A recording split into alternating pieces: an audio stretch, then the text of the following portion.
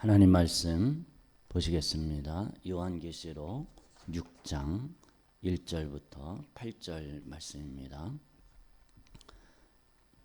내가 봄에 어린 양이 일곱 인 중에 하나를 떼시는데 그때 내가 들으니 네 생물 중에 하나가 우레소리같이 말하되 오라 하기로 이에 내가 보니 흰 말이 있는데 그 탄 자가 활을 가졌고 면류관을 받고 나아가서 이기고 또 이기려고 하더라.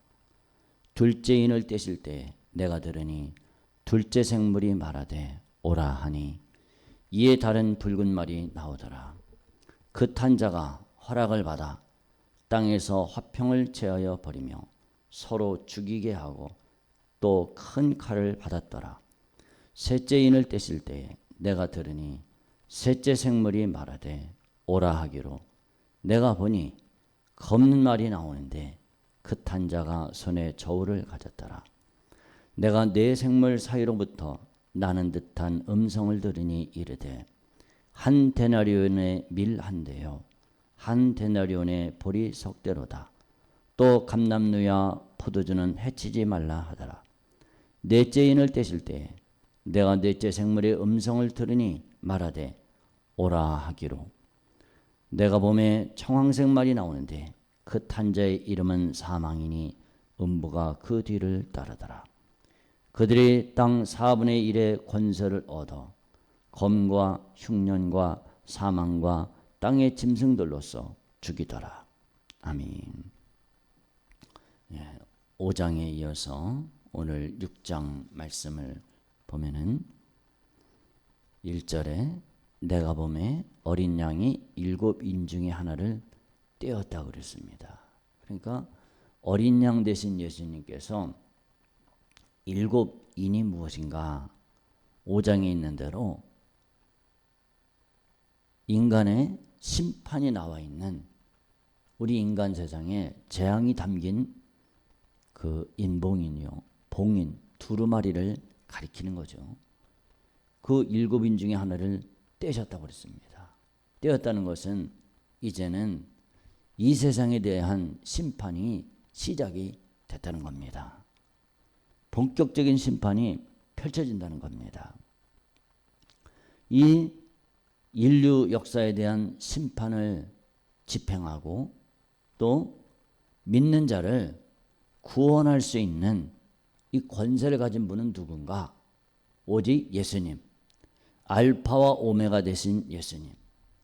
개인의 생사화복을 주관하시는 주님. 우리 영혼의 생명과 사망을 주관하시는 분이 바로 예수님인데 그 예수님이 일곱 인 중에 하나를 떼셨다는 겁니다.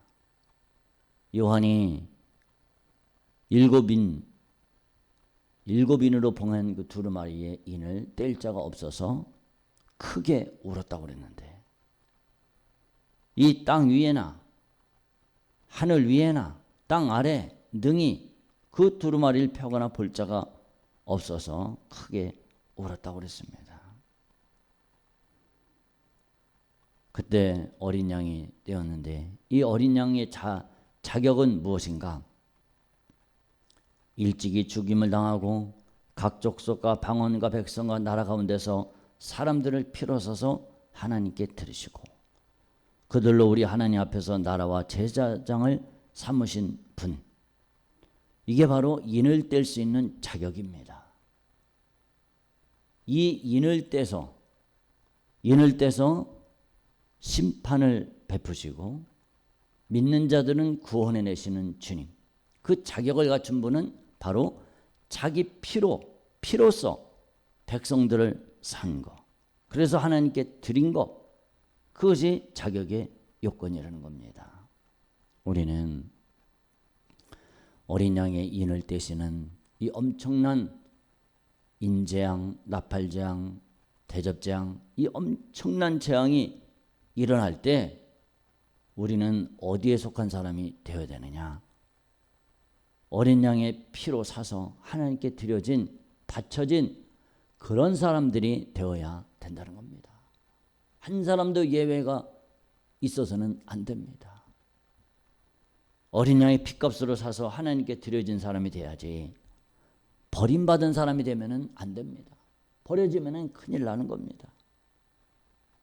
어떤 사람이 하나님께 드려진 사람들이 되냐? 예수님 말씀에 끝까지 견디는 자가 구원을 얻으리라. 너희 인내로 너희 영혼을 얻으라. 이런 말씀이 있습니다. 우리는 끝까지 어떤 시험과 시련과 어떤 박해가 온다 할지라도 끝까지 이겨내서 승리하는 우리 모두가 다 되시기를 주님의 이름으로 축복합니다. 어떻게 우리가 이겨낼 수가 있겠습니까? 우리의 힘과 능력 갖고는 이겨낼 길이 없습니다. 지혜가 없습니다. 지식이 없습니다. 그러니까 기도하는 겁니다. 성경이 예수님께서 또 사도들이 성경에 뭐라고 되어 있습니까? 기도하라. 깨어있어라. 쉬지 말고 기도하라. 성경은 하나님 말씀은 계속해서 우리를 채찍질하고 계시고 우리에게 계속해서 권면하고 계십니다. 쉬지 말고 기도하라. 깨어있어라. 너희 대적마귀가 우는 사자처럼 두루다니며 삼킬 자를 찾는다. 그러니까 우리 힘으로는 이 세상을 이겨낼 방법이 없으니까 주님을 꼭 붙잡고 주님을 의지해야 됩니다.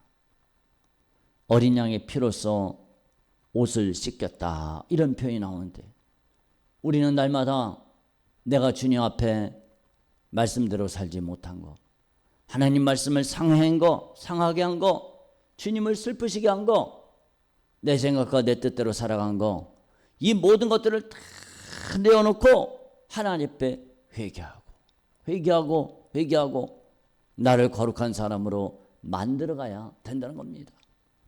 나를 거룩한 사람, 정결한 사람, 깨끗하게 만들어내서 나의 세마포 옷을 깨끗이 씻어서 어린 양의 피로서 날마다 나를 씻어서 우리는 인재양, 나팔재양, 대접재양의 대상이 되면 안 되고 오직 하나님의 생명책에 기록돼서 구원받는 놀라운 역사가 저와 여러분들에게 함께 하시기를 주님의 이름으로 축복합니다.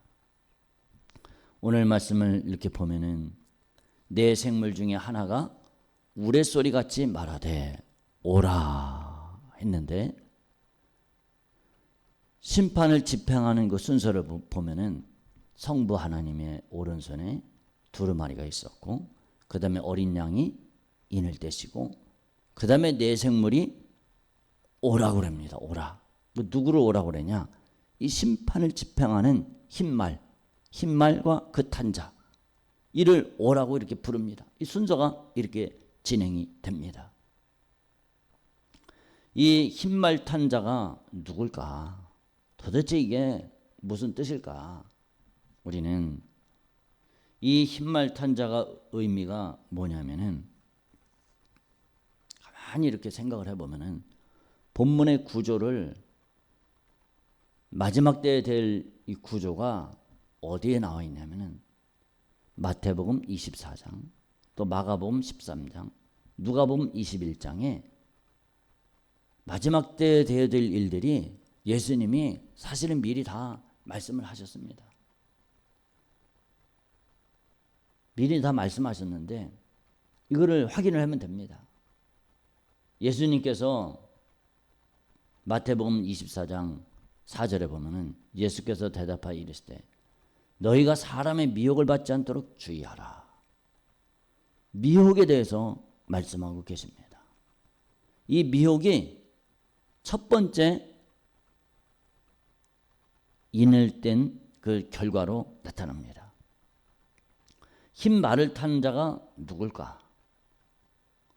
흰 말 탄 자가 하는 일은 무엇이고 활의 의무는 무엇인가? 호세아서 1장 5절 말씀을 보면은 그날에 내가 이스라엘 골짜기에서 이스라엘의 활을 꺾으리라 이런 말씀이 있습니다. 선한 자가 가진 활은 어떤 용도로 씁니까? 전쟁에서 이기는 용도로 쓰입니다.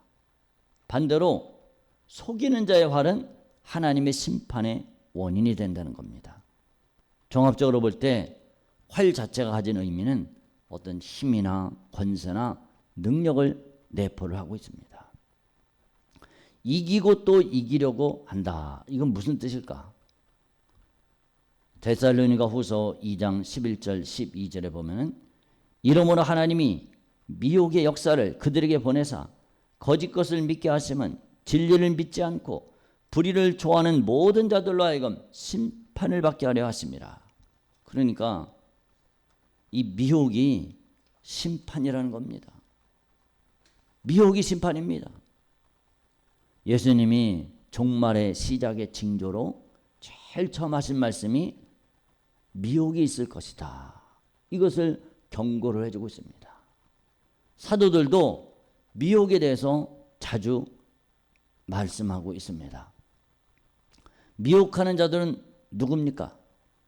적그리스도가 아니라 거짓 그리스도들과 거짓 선지자들. 단수가 아닌 복수로서 많은 사람들이 예수의 이름으로 와서 미혹할 것을 예언을 했습니다. 그러니까 미혹은 한 번에 끝나는 것이 아닙니다. 여러 번 할 수만 있으면 믿는 자도 실족해 할 정도로 계속된다는 겁니다. 마가복음 13장 22절에 보면 그들은 이적과 기사를 행해서 미혹을 합니다. 첫째인 힘 말탄 자의 등장은 어떻게 해서 미혹을 하는가? 이성과 도덕적 판단 능력을 제거합니다. 어떤 게 진리인지, 어떤 게 바른 건지, 어떤 게 틀린 건지 이 판단 능력이 제거가 된다는 겁니다. 그러니까 쉽게 얘기하면은 일반 은총을 부분적으로 거두가십니다. 유다서 10절에 보면은 또 그들은 이성 없는 짐승같이 본능으로 하는 그것으로 멸망하느니라. 이성과 사람의 판단 능력과 이 도덕적 판단 능력이 제거가 되니까, 부분적으로 제거되니까 미혹이 기승을 부립니다. 제일 먼저 예수님이 당부를 했습니다. 미혹을 당하지 않도록 주의하라. 이 재앙은 누구한테 이루어집니까? 악인들에게 내려집니다. 그리고 누가 이 일을 합니까? 이 일은 선한 천사들을 통해서 일어납니다. 재앙은 성경을 이렇게 가만히 이렇게 보면은 재앙이 무섭지 않습니까? 활도가 쫓고 둘째 인을 뗄 때 둘째 생물이 오라 하니까 붉은 말이 나와서 땅에서 화평을 제하고 서로 죽이게 하고 큰 칼을 받고, 얼마나 무섭습니까? 넷째 생물은 청황색 말인데 사망이다. 그들이 땅 4분의 1을 건설을 얻어 검과 흉년과 사망과 땅의 짐승들로서 죽이더라. 얼마나 무시무시합니까? 이렇게 무시무시하니까 이게 혹시 사탄이 아닌가 이런 생각이 들 수도 있는데, 사탄이 아니고 선한 천사들입니다. 하나님의 심판을 집행하는 재앙의 천사들입니다. 이것이 바로 첫째인부터 넷째인까지는 재앙의 시작이다. 마태복음 24장 8절에 그렇게 말씀하고 있습니다. 둘째인은 무엇입니까? 둘째인은 붉은 말이 나오고 화평을 제거한다고 그랬어요. 허락을 받아서 땅에서 화평을 제하여 버리니까 서로 죽이게 하고 큰 칼을 받았다 그랬습니다. 이 의도가 무엇입니까? 이 재앙을 내리시는 하나님의 의도가 무엇입니까? 에스겔 14장 21절에 보니까 주 여호와께서 이같이 이르시되 내가 나의 4가지 중한 벌 곧 칼과 기근과 사나운 짐승과 전염병을 예루살렘에 함께 내려 사람과 짐승을 그 중에서 끊으리니 그 해가 더욱 심하지 아니하겠느냐. 악인들은 자신들과 세상에 존재하는 것이 하나님의 은혜라는 것을 인정하지를 않습니다. 이 세상이 살기 좋고 평화롭게 살고 내가 지금 의식주를 누리면서 살고 이렇게 살아가는 거, 이 세상이 존재하는 거, 햇빛을 주고 공기를 주고 물을 주고 이 모든 것이 전부 다 하나님의 은혜다. 이거를 인정을 안 합니다. 그러니까 시편 14편 1절에 있는 것처럼 어리석은 자가 돼서 하나님이 없다. 이렇게 합니다. 그런데 성령님을 통해서 일반 은총이 없이는 피조물이 존재할 수도 없고 세상이 풍요로움을 누리지 못하는데 이것들을 부정하는 악인들을 향해서 일반 은총의 부분적 제거로 심판이 시작이 된다는 겁니다. 이렇게 막 세상이 혼란스럽잖아요. 서로 죽이게 하고 큰 칼을 받았다. 화평을 제한다. 이런 일들이 생기니까 사람을 믿지 못하는 세상이 되는 겁니다. 이런 걸 볼 때 야, 화평한 것이 하나님의 은혜였구나. 이거를 깨닫게 됩니다. 재앙을 통해서 그동안 제재를 통한 화평이 인간 스스로 만든 것이 아니라 하나님의 붙드심이었다는 것을 느끼게 하는 은혜를 줍니다.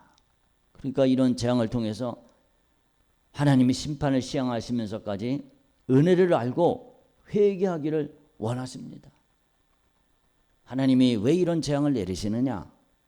단순히 이 세상을 그냥 다 심판한다 이런 의미가 아니라 이런 재앙들을 통해서 그동안에 우리가 가지고 있었던 거, 우리에게 주어졌던 거, 내가 누리고 있었던 거, 평화롭게 살았던 거, 풍요롭게 살았던 거, 이 모든 것이 전부 다 하나님의 은혜였다는 것을 기억하라는 겁니다.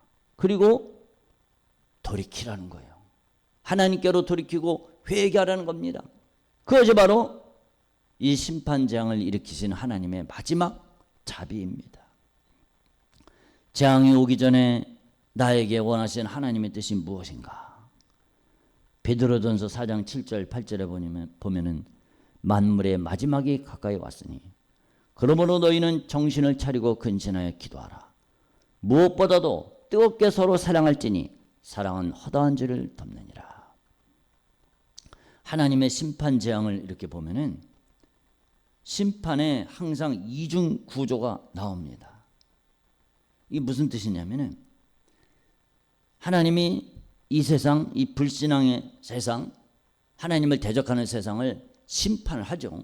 그런데 심판에는 심판으로서 끝나는 것이 아니라 구원이 꼭 있다는 겁니다.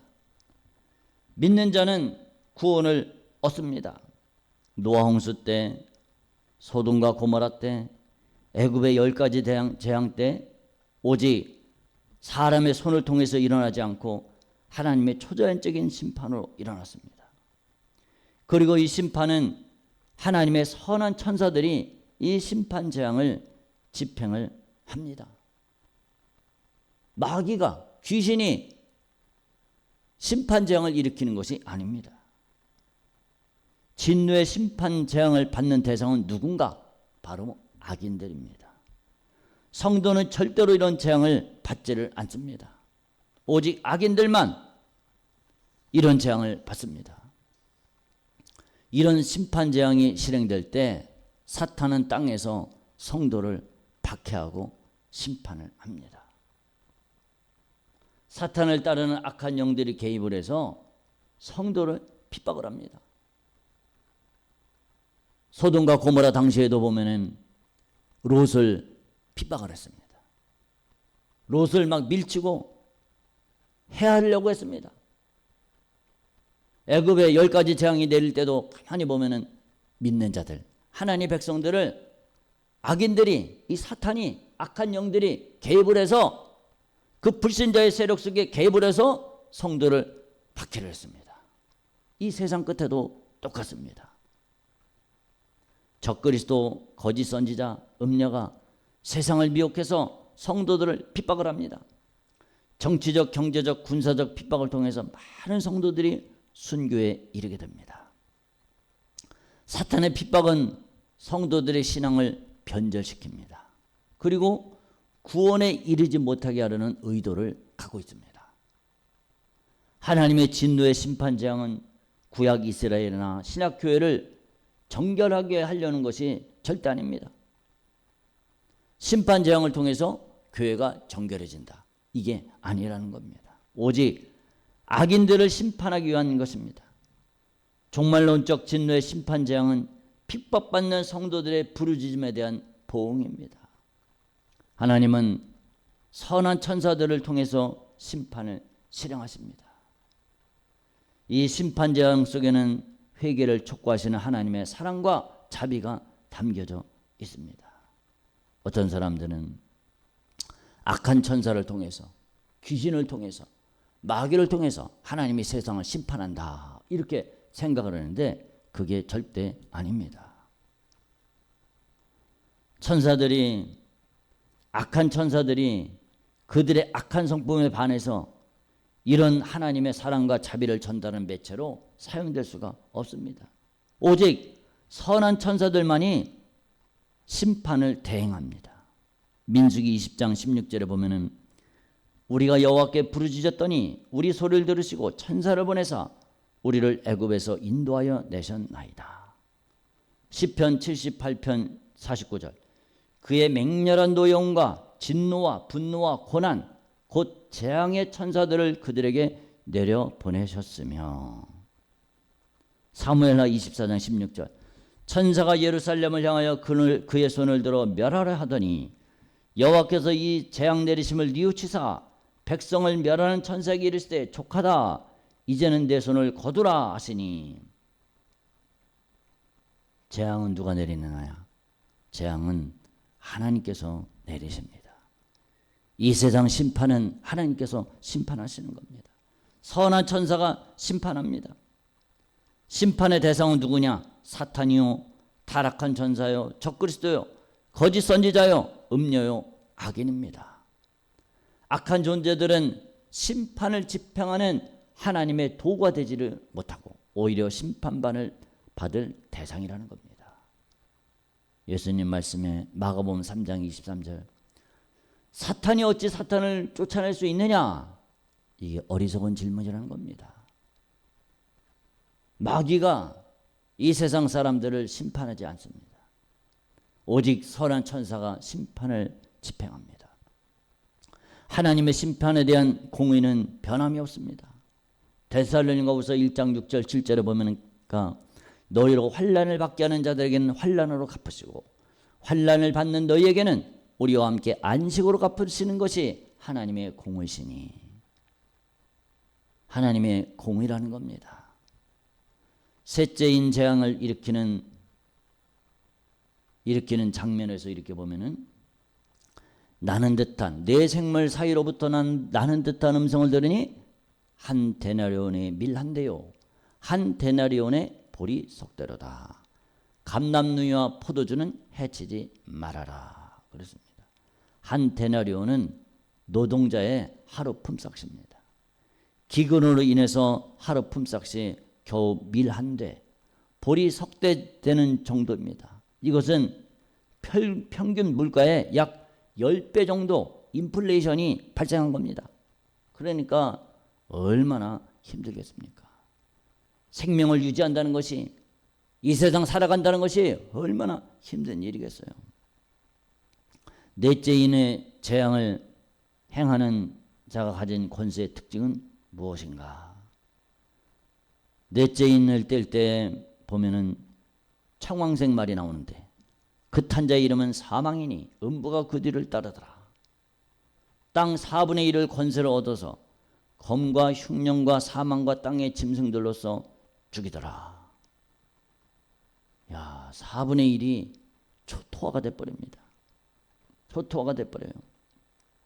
에스겔 5장 15절부터 17절 말씀을 보면은 내 노와 분과 중한 책망으로 내게 벌을 내린즉 너를 둘러싸고 있는 이방인들에게 내가 수치와 조롱거리가 되고 두려움과 경보가 되리라. 내가 멸망하게 하는 기근의 독한 화살을 너희에게 보내되 기근을 더하여 너희가 의뢰하는 양식을 끊을 것이다.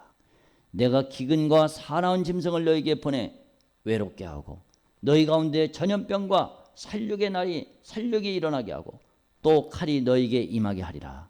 나 여호와의 말이니라. 이 일들이 구약 성경에 이루었던 일들이 그대로 반복되는 것을 보게 됩니다. 우리는 본문을 통해서 우리가 알 수 있는 것은 하나님은 이 세상을 반드시 심판하신다는 겁니다. 하나님은 공의의 하나님이라는 겁니다. 하나님이 이 세상의 알파와 오메가가 되신다고 그랬습니다. 이 세상을 붙잡고 계십니다. 모든 것들을 주님이 주관하십니다. 그러니까 우리는 어떻게 되느냐? 내 마음대로 살면 안 된다는 겁니다. 하나님의 뜻대로 살아야 됩니다. 인류의 시작, 창세기부터 시작된 것이 계시록에 가서 이제 끝이 납니다. 모든 것이 하나님의 뜻대로 됩니다. 그러니까 나도 어떻게 되느냐? 나도 하나님의 뜻대로 살아야 된다는 겁니다. 내가 하나님의 뜻대로 살지 못하면 우리는 이 재앙의 대상이 될 수밖에 없습니다. 우리는 재앙의 대상이 돼서는 절대 안 됩니다. 어떤 대상이 되어야 되느냐? 내 이름이 생명책에 기록돼서 하나님의 구원의 대상이 돼야지 재앙의 대상이 돼서는 절대로 안 된다는 겁니다. 그러면 어떻게 되느냐? 주님 뜻대로 이 세상을 살아가라는 겁니다. 너 인내로 너의 영을 얻으라. 우리가 주님 말씀대로 살아서 하나님의 영광의 보좌, 하나님의 영광의 자리, 새 예루살렘성, 영생 천국을 얻을 수 있는 우리 모두가 다 되시기를 주님의 이름으로 축복합니다. 아멘. 기도하겠습니다. 하나님 아버지 은혜를 감사합니다. 오직 어린 양 되신 예수님만이 이 세상 심판하는 두루마리의 인을 뗄 수가 있었습니다.